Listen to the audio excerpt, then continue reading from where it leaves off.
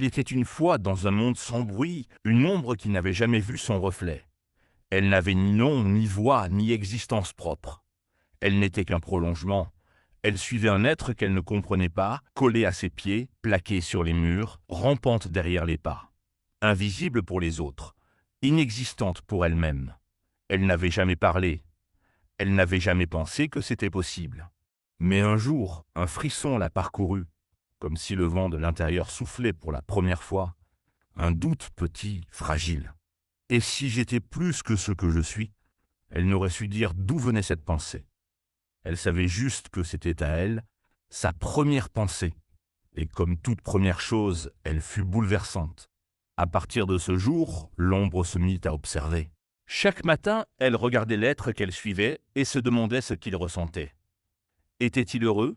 Était-ce pour cela qu'il brillait autant? Était-ce sa lumière qui lui donnait forme? Était-ce ça, vivre? Elle l'accompagnait partout, dans les rues, les forêts, les champs de béton. Parfois, elle s'étirait, immense, d'autres fois, elle disparaissait sous ses pieds. Elle existait par contraste, mais ne comprenait pas encore le sens de sa présence. Elle voyait les autres. Les gens, les objets, tout semblait avoir une fonction, un but. Elle n'en avait pas. Elle était là, juste là. Un soir, alors que le soleil descendait lentement derrière les collines, elle osa poser une question. Pas à lui, pas à voix haute, mais à elle-même. Si je suis une ombre, qui suis-je quand il fait nuit? Le monde ne répondit pas. Le silence fut immense, et pourtant quelque chose changea. Ce soir-là, elle fit ce que jamais une ombre n'avait osé. Elle se détacha. Elle s'éloigna lentement, son corps vaporeux frémissant dans l'air. Elle ne savait pas où aller. Elle ne savait même pas si elle pouvait exister sans quelqu'un à suivre. Mais elle marcha. Ou du moins, elle glissa, elle bougea. Et dans ce mouvement, elle sentit naître une étincelle, une volonté, un désir. Elle voulait voir la lumière, pas celle qu'on lui imposait, pas celle qu'elle reflétait, la sienne. Mais une ombre sans lumière n'est qu'un silence sans voix. Alors elle marcha dans la nuit. Elle chercha les réverbères, les feux de camp, les néons et les lucioles. À chaque lumière, elle accourait, espérant ressentir quelque chose. Elle se plaça sous les lampadaires, tenta de se lever autour des flammes, mais la chaleur ne l'atteignait pas. À chaque fois, la même déception, ces lumières n'étaient pas pour elle. Elle la faisait fuir, elle l'écrasait, elle la déformait. Aucune ne la reconnaissait, aucune ne la comprenait. Elle se sentit invisible. Comme si même dans sa quête, elle n'avait pas de place. Et pourtant, elle continua. Parce qu'au fond d'elle, un murmure insistait. Tu n'es pas né pour suivre. Tu es né pour chercher. Et chercher, c'est déjà vivre. La nuit s'étirait comme un désert sans fin, et l'ombre, seule dans cette immensité obscure, avançait. Elle ne savait pas si elle s'éloignait ou si elle tournait en rond, mais elle continuait encore et encore. Elle ne cherchait pas un lieu, mais un signe, un regard, une reconnaissance. N'importe quoi qui pourrait lui dire « tu es là, tu es réel », jusqu'à ce qu'elle tombe sur un reflet. Pas un miroir, un éclat d'eau au sol, à peine visible sous la pâleur d'un réverbère. Elle s'approcha. Son image tremblait dans la flaque, sans contour, sans consistance. Elle y plongea son regard. Mais ce n'était pas elle. C'était juste une absence de lumière sans âme. Ce reflet ne la regardait pas. Il ne la voyait même pas. Elle reprit sa route, un peu plus lente, un peu plus lasse. Plus loin, une enseigne clignotante attira son regard. Des lettres rouges, froides, mécaniques, palpitant comme un cœur artificiel. Elle se plaça dessous. Pour une seconde, elle crut sentir un frisson de reconnaissance, comme si cette lumière-là la nommait. Mais à peine la lumière la toucha qu'elle fut projetée contre un mur, étirée, déformée, grotesque. Ce n'était pas une étreinte, c'était une gifle. La lumière n'était pas un refuge, pas celle-là. Découragée, elle se recroquevilla dans un coin d'ombre, là où personne ne regarde. Le sol était tiède. Le silence pesait comme un manteau trop lourd. Elle voulait pleurer, mais elle ne savait pas comment. Aucune larme n'habite les ombres. Alors elle se contenta de trembler, doucement, comme une feuille oubliée dans le vent. C'est alors qu'elle la vit, une flamme, fragile, presque éteinte. posée au creux d'une lanterne, abandonnée sur un banc de pierre. Elle vacillait, comme si elle luttait pour continuer d'exister, comme si elle comprenait. L'ombre s'approcha doucement, sans bruit. Elle ne voulait pas la déranger, juste la regarder. La lumière ne l'agressa pas. Elle ne la fit pas fuir. Elle l'illumina doucement, comme si elle la reconnaissait. Comme si elle disait « Je sais ». La flamme parla. « Tu cherches quelque chose, n'est-ce pas ?» L'ombre resta figée. Jamais personne ne lui avait adressé la parole. Jamais. « Je cherche ma lumière », répondit-elle, surprise d'entendre le son de sa propre voix, timide et voilée, comme un souffle qui avait attendu toute une vie pour s'exprimer. La flamme trembla, puis sourit dans son mouvement. Beaucoup la cherchent. Peu comprennent ce qu'ils cherchent vraiment. Je veux exister, pour moi, pas seulement comme un reflet. Alors ne cherche pas une lumière pour te suivre. Deviens une lumière pour t'éclairer. L'ombre ne comprit pas. Pas encore. Mais quelque chose dans cette phrase resta collé à elle comme une braise lente, une chose fragile mais vivante. Mais comment devient-on lumière quand on est fait d'absence? La flamme dansa doucement. Ce n'est pas l'origine qui compte, c'est ce que tu choisis de faire avec l'obscurité. Puis la flamme s'éteignit, sans bruit, doucement, sans peur, comme si son rôle était accompli. L'ombre voulut crier, protester, supplier, mais elle ne le fit pas, car ce silence-là n'était pas vide, il était plein. Plein d'une vérité qu'elle ne comprenait pas encore, mais qu'elle portait désormais, et elle repartit, plus lente, mais différente. L'ombre marchait désormais avec un éclat invisible aux yeux des autres, mais brûlant doucement en elle. Elle pensait souvent à la flamme, à ses mots, à son regard qui semblait voir au-delà de ce qu'elle croyait être. Elle ne savait pas comment devenir lumière, mais elle avait commencé à chercher différemment, non plus dehors, mais en elle. Elle traversa une vallée pleine de reflets. Des vitres abandonnées, des flaques étirées par le vent, des miroirs suspendus aux branches, comme des fruits tombés du ciel. Elle se vit 100 fois sous 100 formes, étirée, aplatie, fragmentée, jamais entière. Elle voulait crier « Mais où suis-je, moi ?» Pourtant, aucun reflet ne répondait. Il ne faisait que reproduire, copier. Il ne savait pas qui elle était, et elle non plus. Elle crut un instant qu'elle n'était faite que de ce que les autres projetaient, comme si sa forme dépendait toujours de quelque chose d'autre. Elle tenta de se regarder sans lumière, mais tout devenait flou, vide. Elle cherchait à se voir sans dépendre d'un cadre, d'un mur, d'un sol. Elle voulait exister sans surface. Puis, au détour d'un sentier, elle croisa un miroir, pas un simple objet. Un miroir ancien, fissuré, penché sur lui-même. Il ne réfléchissait pas la lumière, il absorbait. Il contenait quelque chose, une mémoire. Elle s'en approcha, lente, tremblante, et elle se vit, pas comme une absence, mais comme une forme. Elle vit ses contours, son mouvement, sa profondeur.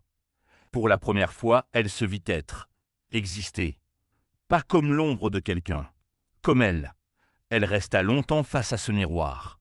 Le silence entre elles était épais, presque sacré. « Je suis là », murmura-t-elle. Et ses mots ne rebondirent pas. Ils s'installèrent. Mais à peine eut-elle prononcé cette phrase qu'une autre pensée la frappa. « Si je suis quelque chose, est-ce que je ne suis pas aussi ce que je ne suis pas ?» Elle voyait maintenant, elle était faite d'absence, mais aussi de forme, de vide, mais aussi de volume. Elle n'était pas lumière, mais elle lui donnait sens. Sans elle, la lumière n'aurait pas de contour. Elle révélait, elle dessinait, elle prouvait l'existence. Et c'est là que naquit la douleur. Parce que si elle révélait la lumière, alors elle n'était pas lumière. Elle n'était qu'un témoin, une trace. « Je ne suis qu'un bord de lumière », pensa-t-elle, accablée. Elle s'éloigna du miroir, songeuse, le cœur plein de paradoxes. À chaque pas, ses pensées s'entremêlaient comme des fils de soie et de brume. Mais quelque chose doucement vint apaiser cette idée. Une voix en elle, un souvenir.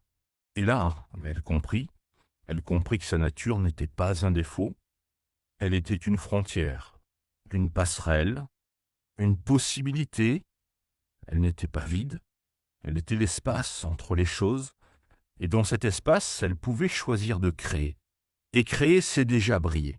Elle marchait encore, mais ce n'était plus la même marche. Ce n'était plus une fuite, ni une quête aveugle. C'était un chemin intérieur, bien qu'elle foulait encore la terre. Le monde autour d'elle semblait différent. Les arbres projetaient des ombres moins nettes. Les lumières n'étaient plus menaçantes. Elle ne les craignait plus. Elle savait maintenant qu'elle ne la définissait pas. Elle la révélait parfois. Mais elle était bien plus que le reflet. Chaque pas résonnait avec une intention nouvelle. Elle ne cherchait plus une lumière extérieure. Elle explorait un espace intérieur. Elle écoutait. Le vent, les silences, les creux de la nuit. Tout lui parlait désormais un langage qu'elle apprenait à comprendre. Un soir, elle arriva dans une clairière. Là, un miroir immense, taillé dans une pierre ancienne, reposait au centre. Il ne brillait pas. Il absorbait la nuit. Il ne reflétait rien du monde, et pourtant il semblait tout contenir. Elle s'en approcha. Lentement, doucement. Ce miroir ne renvoyait pas d'image. Il attendait, comme un secret patient, gardien d'une vérité qu'on ne peut affronter qu'au moment exact. Et lorsqu'elle fut assez proche, elle comprit. Elle vit une silhouette, la sienne, mais aussi autre. Une version d'elle qu'elle n'avait jamais vue. Pas plus claire, pas plus sombre. Juste pleine. Elle était tout en nuances. Elle bougeait comme elle, mais ses mouvements vibraient d'une énergie différente. Ce n'était pas une ombre. Ce n'était pas une lumière. C'était une unité. Elle resta là, stupéfaite. L'image ne changeait pas, mais elle, en la regardant, changeait. C'était comme si elle se découvrait dans une autre langue. Une langue oubliée qu'elle avait toujours parlé sans le savoir. Elle comprit alors que le miroir ne renvoyait pas ce qu'on voyait, mais ce qu'on était prêt à reconnaître. Et elle, pour la première fois, se reconnaissait. Pas comme une absence, mais comme une présence. Une présence unique. Elle n'était pas faite pour copier. Elle était faite pour exprimer, pour transformer. Elle toucha le miroir. Il était tiède, vivant. Il vibrait sous ses doigts comme un cœur. Non pas un battement qui impose, mais un écho qui répond. À cet instant précis, une étoile tomba du ciel. Pas une grande comète flamboyante. Juste une petite étoile discrète, filant lentement, comme si elle avait tout son temps. Sa lumière effleura la clairière avec tendresse, comme une main posée sur une joue. Et dans cette lumière, l'ombre vit une chose incroyable. Elle se vit éclairée. Pas être éclairée. Éclairée. Son propre contour, maintenant, rayonnait doucement. Pas comme une flamme, ni comme un néon. Comme une lueur d'aube, celle qui n'éblouit pas, mais qui annonce. Une promesse. Une naissance. Elle comprit alors que la lumière qu'elle cherchait n'était pas devant. Elle était derrière, en elle, dans le mouvement qu'elle créait, dans les questions qu'elle osait poser, dans le vide qu'elle remplissait par sa présence. Elle n'avait jamais été une absence. Elle avait toujours été un commencement. Et ce commencement, maintenant, appartenait à elle seule. Elle resta longtemps dans la clairière, non pas parce qu'elle ne savait plus où aller, mais parce qu'elle n'avait plus besoin de fuir. Elle était devenue son propre point de départ. La nuit, autour d'elle, n'était plus un vide à combler, mais une toile à écrire. Chaque souffle du vent semblait l'inviter à danser. Chaque étoile lui murmurait qu'elle était à sa place. Le silence n'était plus une cage, mais une respiration. Elle marcha de nouveau, mais cette fois avec calme. Elle ne cherchait plus, elle avançait. Elle traversait les paysages sans attendre qu'ils lui donnent une réponse, parce qu'elle portait maintenant les siennes. Non pas comme des certitudes, mais comme des graines. Et partout où elle allait, une chose étrange se produisait. Les gens, les objets, les murs, tous semblaient s'adoucir. Comme si sa présence, imperceptible mais pleine, leur rappelait quelque chose d'essentiel. Une vérité simple qu'ils avaient oubliée, que même ce qui ne brille pas peut changer le monde. Un jour, elle croisa une autre ombre, triste, silencieuse, immobile. Comme elle l'avait été, elle ne parla pas. Elle s'approcha doucement. Elle se plaça près d'elle, pas pour lui dire quoi faire, pas pour lui montrer le chemin, mais pour qu'elle sache qu'elle n'était pas seule. Et dans ce silence partagé, quelque chose passa. Une chaleur, une paix, comme une reconnaissance invisible entre deux âmes faites d'obscurité, mais pleines d'espoir. Elle ne lui promit rien.